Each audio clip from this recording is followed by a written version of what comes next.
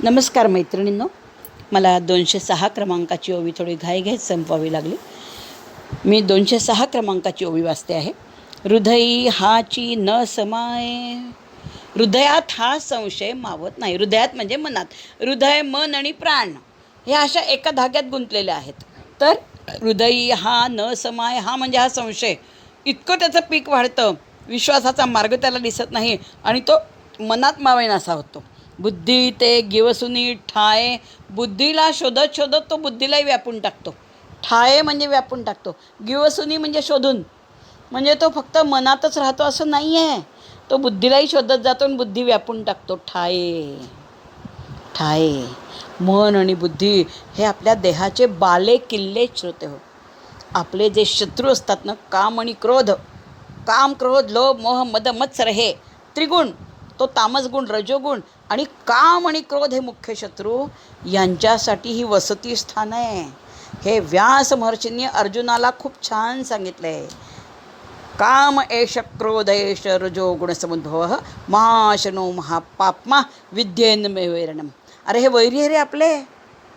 हां, यांची काय राहण्याची स्थानं कोणती आहे? यांची मन बुद्धी ही त्यांची राहण्याची स्थानं आहे. कामयश क्रोधयश असे हे कामक्रोधसुद्धा मनामध्ये बुद्धीमध्ये राहतात. हां, इंद्रियाणी मनोबुद्धिर्यस्याधिष्ठान मुच्यते. यांची अधिष्ठानाची म्हणजे निवासाची स्थानं कोणती आहे? कामक्रोधाची इंद्रियाणी ज्ञानेंद्रिय, मनोबुद्धिर मन आणि बुद्धी.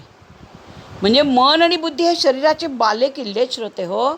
एकदा त्याच्यावर घाव घातला की ती व्यक्ती हातात येते. म्हणून आपले शत्रू पहिल्यांदा मन बुद्धीवर घालतात. जसं झाड पाडायचं म्हटलं तर आधी मुळावर घाव घालावा लागतो, तसं हे आपले बाले किल्ले आहेत. हा संशयसुद्धा या बाले किल्ल्यांमध्ये जातो. मनात तो मावत नाही, बुद्धीमध्ये तो मावत नाही. संशयात्मक होय लोकत्रय, आणि याला तिन्ही लोक संशयात्मक दृष्टीने तो पाहतो. तिन्ही लोकांकडे त्याला संशयात्मक दृष्टी प्राप्त होते. तिन्ही लोकांकडे तो संशयानेच पाहतो. विश्वास नावाची गोष्ट त्याच्याजवळ राहत नाही.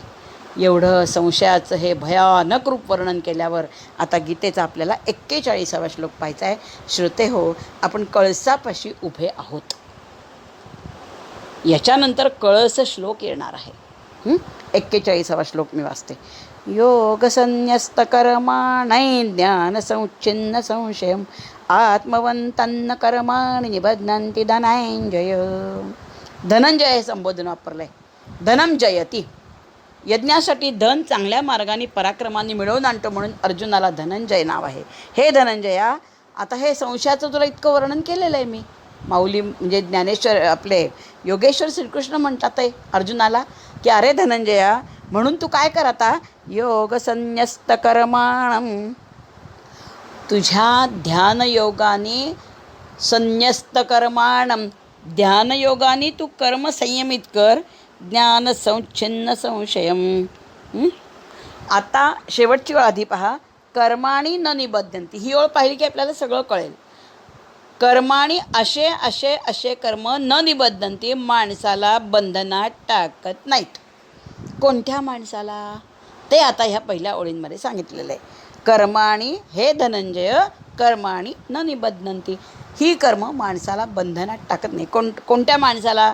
योग संन्यस्त कर्माणम, ज्याने ध्यानयोगाद्वारे आपली ज्ञानेंद्रिय संयमित करून कर्म केली आहेत अशा माणसाला. ज्याने योग म्हणजे ध्यान, संन्यस्त म्हणजे संयमित केली आहेत, नियंत्रित केली आहेत आणि मग कर्म केली आहे. ज्याने आपली ज्ञानेंद्रिय कर्मेंद्रिय संयमित करून कर्म केलेली आहेत, म्हणजे जो विषयाकडे वळलेला नाही आहे अशा माणसाला. द्वितीय आहे ती कर्माणम, म्हणजे योगाच्या साह्याने इंद्रिय संयमित करून इंद्रियांचा शमदम साधून ज्यांनी कर्म केली आहेत अशा माणसाला कर्माचं बंधन पडत नाही. पुढे ज्ञान संच्छिन्न संशयम, आत्मज्ञानाने ज्याने आपल्या मनातल्या संशयाचा नाश केला आहे. कसा आहे तो संशय? भयंकर. ते वरच्या सगळ्या ओळीत 15-20 ओळीत आपण तेच पाहतोय की संशय किती भयंकर आहे, किती भयंकर आहे, किती भयंकर आहे. मनाला व्यापतो, बुद्धीला व्यापतो, त्याला विश्वासाचा मार्ग दिसत नाही, तो माणसाला अवनतीला नेतो. असा हा संशय. मग ज्या माणसाने आत्मज्ञान प्राप्त करून संशयाचा संच्छिन्न, संप्लश्चिद धातू भेद करणे, समूळ नष्ट करणे, म्हणजे कोणत्या माणसाला कर्माचं बंधन पडत नाही हे सांगताना म्हणतात ते आपल्या ज्ञानेंद्रियांना कर्मेंद्रियांना संयमित करून जो कर्म करतो, आपल्या आत्मज्ञानाद्वारे ज्याने मनातल्या संशयाचा समूळ नाश केलेला आहे आणि आत्मवंतम ज्याने आत्म्याला नियंत्रित केलेलं आहे, ज्याने आत्म्याला संयमित केलेलं आहे, ज्याने आत्म्याला स्थिर केलं आहे, मनाच्या कुपीमध्ये ज्याने आत्म्याला स्थिर केलं आहे तो राजयोग असतो. श्रोते हो, मनाच्या कुपीमध्ये आत्म्याला स्थिर करणं इतका स्थिर झाला पाहिजे. यथा दीपो निवातस्थो नेंगते सोपमा स्मृता. निर्वात जागी दिव्याची ज्योत जितकी स्थिर राहते तितकी ती आत्मतत्व त्या मनाच्या कुपीत स्थिर राहिलं पाहिजे. असा जो आत्मवंत असतो, आत्म्याला स्थिर केलेला, अशा माणसाला कर्म आणि न निबध्नन्ति, अशा माणसाला कर्माचं बंधन पडतच नाही. पुन्हा एकदा सांगते, हे धनंजया, आपल्या ज्ञानेंद्रियांना कर्मेंद्रियाला संयमित करून जो कर्म करतो, आपल्या आत्मज्ञानाद्वारे जो संशयाचा समूळ नाश करतो आणि ज्याने आत्म्याला स्थिर केलेला आहे, अशा त्या योगी पुरुषाला कर्म बांधून ठेवू शकत नाही. तो कर्म करत असतो पण त्याला कर्माचं बंधन पडत नाही. श्रोते हो, आता आपण श्लोक क्रमांक 42कडे आलेलो आहोत.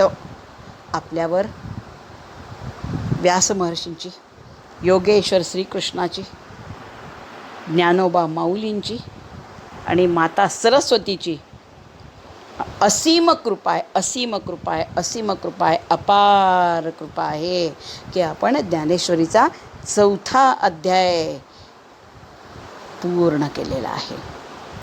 ज्ञान कर्म संन्यास योगो नाम चतुर्थोध्याय. ह्या कळस श्लोकाला आपल्याला आणून पोचवलं आहे.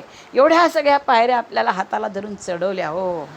एका बाजूनी योगेश्वर, एका बाजूनी ज्ञानोबा माऊली धरलं ना आपल्या हाताला. पांगळाही गिरी चढे जव तव स्पर्श घडे.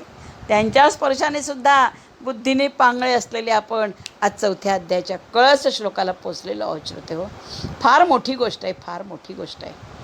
पूर्वसुकृता वाचुनी न घडे वाचन मनन चिंतन निरिध्यास. पूर्वसुकृतापासून काहीच घडत नाही आहे. आपलं पूर्वसुकृत आणि आपल्याला माऊलींचं आणि श्रीकृष्णाचं साह्य मिळालं आहे. म्हणून एकदा त्यांचा जय जयकार करूया आणि मगच आपण कळसाला स्पर्श करायचा आहे. श्रोते हो, माऊलींचा गजर करूया किंवा कृष्णाचा गजर करूया. ज्ञानेश्वर माऊली ज्ञानराज माऊली तुकाराम. ज्ञानेश्वर माऊली ज्ञानराज माऊली तुकाराम. ज्ञानेश्वर माऊली ज्ञानराज माऊली तुकाराम. ज्ञानबा तुकाराम, ज्ञानबा तुकाराम, ज्ञानबा तुकाराम. पंढरीनाथ महाराज की जय.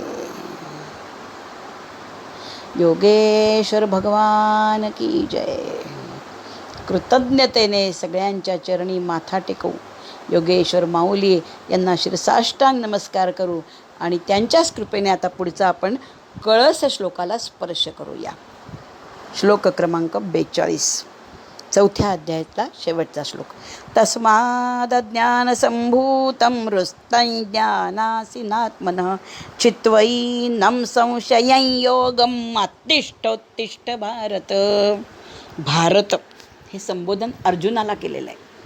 तस्मात म्हणजे म्हणून, अज्ञान संभूतम अज्ञानातनं जन्माला आलेलं.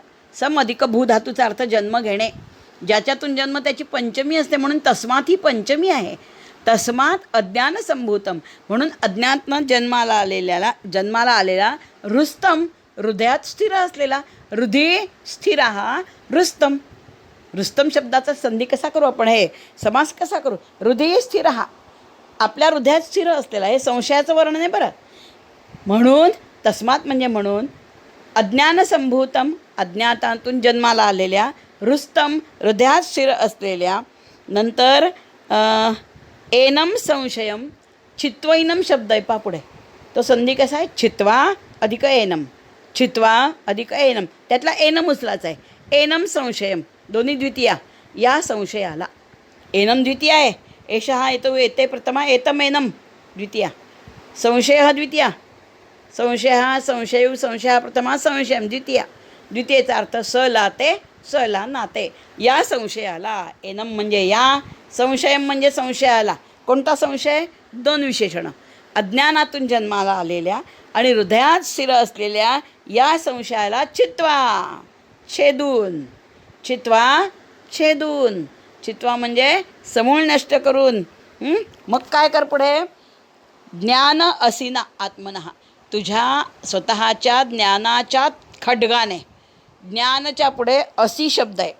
असीची तृतीया असिना. ज्ञान असिना आत्मनः. ज्ञान असिना आत्मनः. असी शब्द आहे इकारांत, त्याची तृतीया असिना. जसं कविना कविभ्याम कविबी तृतीया, असिना असिभ्याम असिबी तृतीया.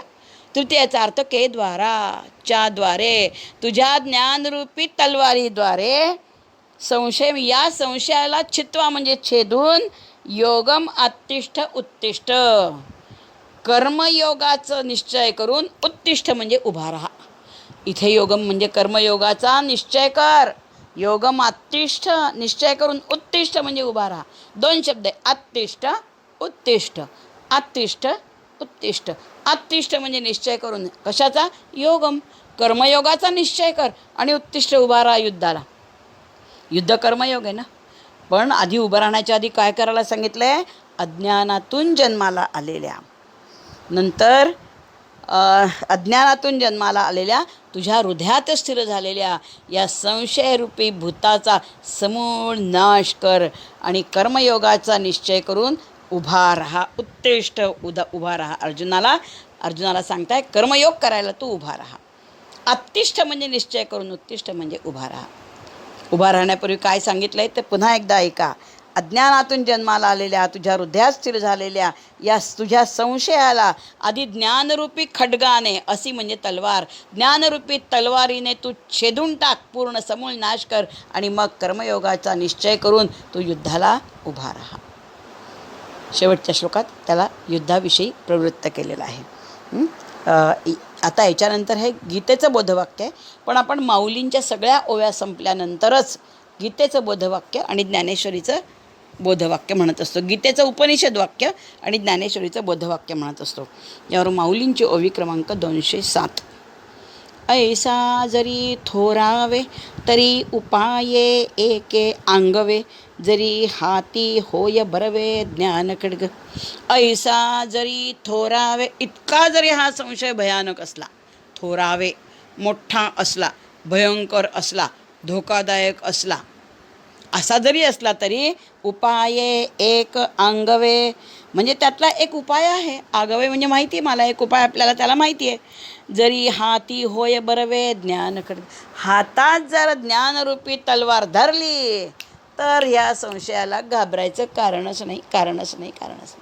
म्हणजे हा संशय इतका जरी भयानक शत्रू असला तरी आपल्या हातात जर आत्मज्ञानरूपी खड्ग असेल तर याला घाबरायचं कारणच नाही आहे.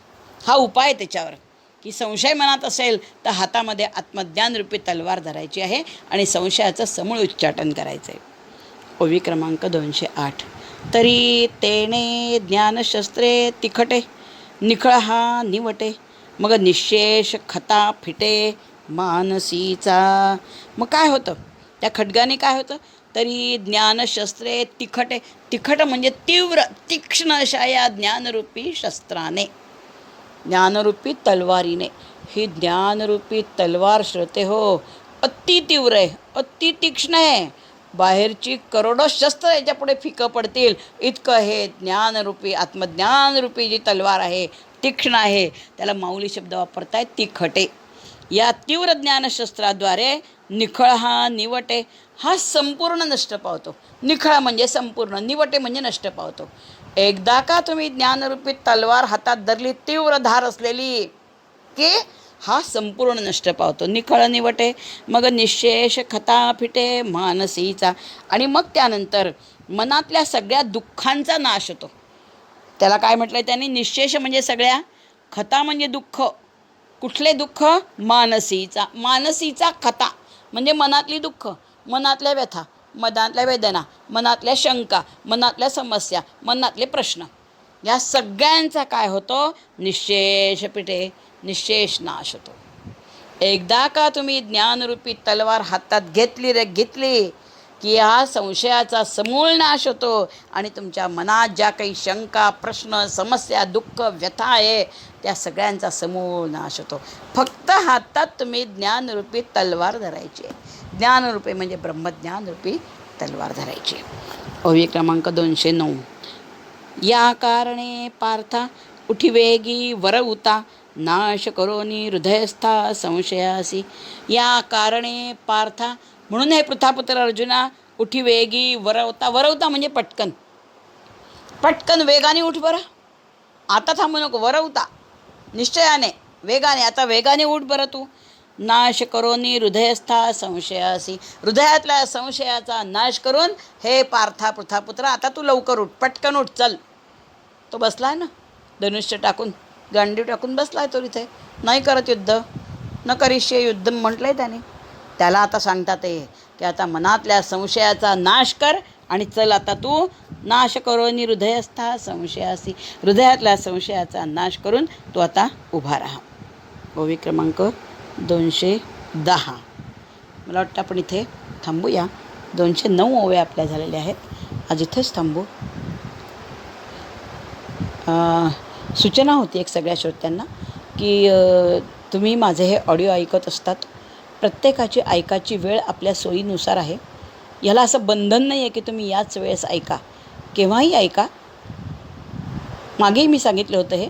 कृपया लोळून काही खात असताना अपवित्र जागी ते ऑडिओ नेऊ नका की आता काहीच काम नाही बा, ऐकून घेऊ ऑडिओ, तेवढाच वेळ वाचेल आपला, म्हणून अपवित्र ठिकाणी दुपारी वामकुक्षी करताना असा तो नाही. त्या ग्रंथाचं पावित्र्य आपल्याला कायम राखायचं आहे.